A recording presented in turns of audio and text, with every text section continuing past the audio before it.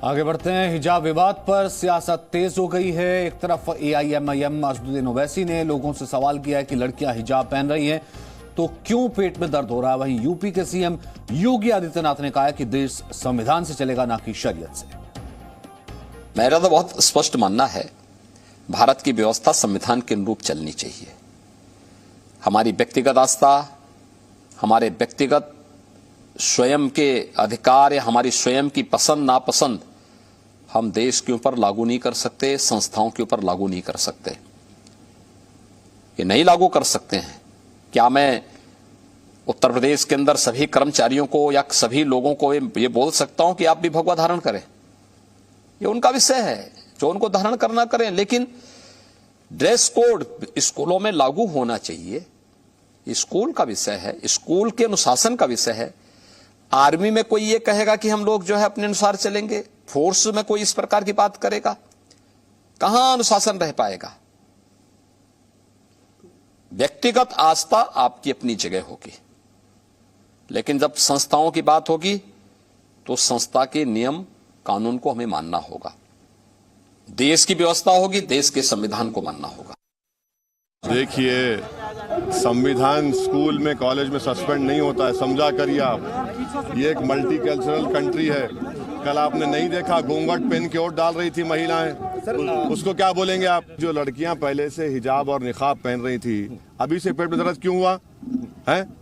ये क्या पहले से शाल, अच्छा शाल पहनना है, पहनो शाल। आप क्या पहन रहे शाल? आप वो लड़कियां पहले से हिजाब पहन रही थी, आपके पेट में दर्द क्यों हो रहा है भैया? क्यों हो रहा है दर्द आपके? हम सर पर टोपी लगा के भारत के संसद में जाके स्पीच दे सकते पार्लियामेंट में, तो अब आप यूनिफॉर्मिटी बात कर रहे हो। पूजा मेहता इस वक्त हमारे साथ कोलकाता से मौजूद है। पूजा, ये कर्नाटक से शुरू हुआ विवाद सुप्रीम कोर्ट तक होते हुए मुर्शिदाबाद में तो हिंसा तक पहुंच गया। मतलब आपकी बात हुई होगी कि क्या इनके पेरेंट्स जो हैं उन्हें नहीं पता कि वो किस तरीके से अपने छात्र छात्राओं को किस तरीके का भविष्य देने वाली बात कर रहे हैं? यहाँ बात सिर्फ स्कूल में यूनिफॉर्म की है, उनके बेसिक राइट्स और जो जितने मौलिक अधिकार हैं उसके लिए कोई कहीं नहीं रोक रहा, और बम तक फेंके गए, पत्थरबाजी की गई। देखिए सचिन, आपको बता दें कि ये विवाद जो है ये रविवार को उठा था, जब ये मुर्शिदाबाद का सूती इलाका, और ये स्कूल का नाम है सूती बहुतली हाई स्कूल, जहां पर एक बच्ची जो है वो बुर्का पहनकर पहुंची थी, और हेडमास्टर ने बस यही उनसे कहा था कि वो आखिरकार यूनिफॉर्म पहनकर क्यों स्कूल में नहीं आई है। हेडमास्टर का ये कहना था कि एक यूनिफॉर्म है, सारे स्टूडेंट्स यूनिफॉर्म पहनकर स्कूल आ रहे हैं तो उनको भी यूनिफॉर्म पहनना चाहिए। उसके बाद ही स्टूडेंट्स में विरोध प्रदर्शन शुरू हो जाता है, और उसके बाद जैसा कि हम विजुअल्स अभी दिखा रहे थे कि अनाउंसमेंट्स की जा रही थी स्थानीय लोगों की तरफ से, और इस मामले को और भी ज्यादा उकसाने की और तूल देने की कोशिश की गई कि हेडमास्टर ने ये कह दिया है कि स्कूल में जो बच्चियां पढ़ती हैं वो बुर्का, नकाब, हिजाब नहीं पहन पाएंगी। और उसके बाद ही स्थानीय लोग जो है वो अटैक करते हैं इस सूती बहुतली हाई स्कूल पर, और आगजनी करने की कोशिश की जाती है। कई घंटों तक जो है कुछ टीचर्स को होल्ड अप किया जाता है क्लासरूम्स में, और उसके बाद स्कूल की प्रॉपर्टी को तोड़ा फोड़ा भी जाता है। तो कुल मिलाकर जो है काफी टेंस हो गई थी सिचुएशन, और पुलिस को टीयर गैस शेल्स फायर करना पड़ा था, लाठी चार्ज फायर करना पड़ा सिचुएशन को कंट्रोल में लाने के लिए। हालांकि अभी मामला शांत हो चुका है, लेकिन सवाल सबसे बड़ा यह है कि आखिरकार हेडमास्टर ने अगर एक बच्ची से कह दिया कि वो स्कूल यूनिफॉर्म में क्यों नहीं आई है, उसके बाद ही इस तरीके से विवाद हुआ।